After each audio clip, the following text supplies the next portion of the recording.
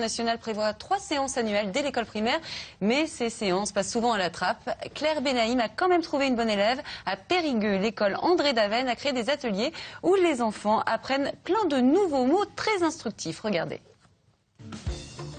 Périgueux, son patrimoine architectural, ses spécialités culinaires, mais aussi ses ateliers d'éducation à la sexualité dès l'école primaire. Il y a les spermatozoïdes, on va dire qu'ils mangent l'ovule pour atteindre à l'intérieur. Et c'est comme ça qu'après le bébé va se développer. Un parti pris plutôt atypique. En France, en effet, peu d'académies osent s'attaquer à ce sujet difficile, malgré les directives de l'éducation nationale. Pour nous, dans les écoles, c'est important de commencer cette éducation-là. Et l'entrée privilégiée va plutôt être tout ce qui est éducation civique et sociale, par le respect de l'autre, la connaissance de l'altérité de l'autre, ne serait-ce que savoir qu'on est un petit garçon et pas une petite fille, par des choses très simples comme ça.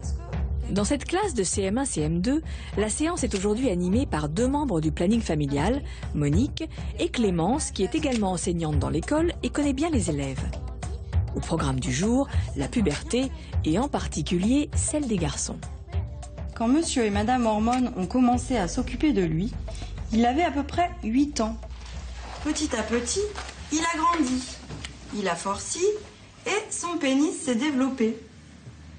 Lui aussi a vu pousser des poils dans de drôles d'endroits. Alors si on regarde là, c'est dans quels endroits particuliers qu'on a des poils à la puberté qui apparaissent? Au pénis.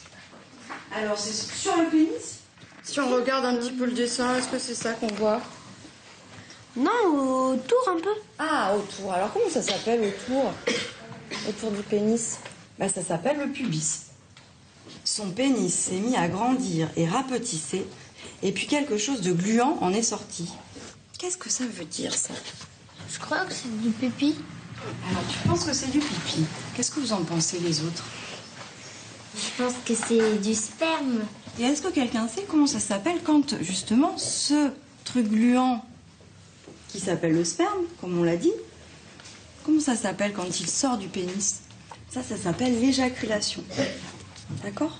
Les mots qu'on a utilisés pendant la séance, c'est des mots qui peuvent sembler peut-être surprenants quand on les utilise à l'école primaire, mais finalement, c'est des mots de la langue française et qui veulent dire ce qu'ils veulent dire.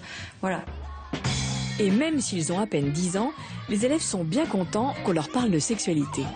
C'est important qu'on nous en parle parce que de toute façon, on l'aurait bien su un jour. Et au moins, on est avancé sur ce qui va se passer pendant l'adolescence ou pas. Les rapports entre les filles et les garçons, les différences. Et effectivement, l'atelier n'est pas qu'un cours d'anatomie. On y fait aussi de la prévention. Quelle est la différence quand on est amoureux et qu'on est enfant et quand on est amoureux et qu'on est adulte?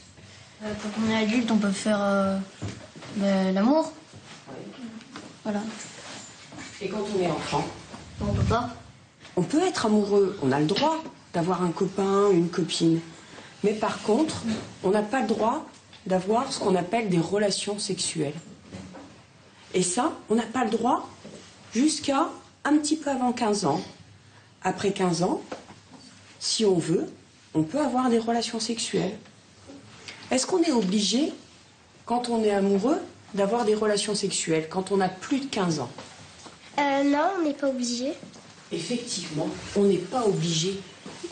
On peut être très amoureux de quelqu'un, mais si on ne veut pas avoir de relations sexuelles avec cette personne, ou si cette personne ne veut pas en avoir avec nous, bah c'est pas obligé. Pas obligé du tout. La séance s'achève après 1h30 d'échange. Au programme du prochain atelier, comment on fait les bébés?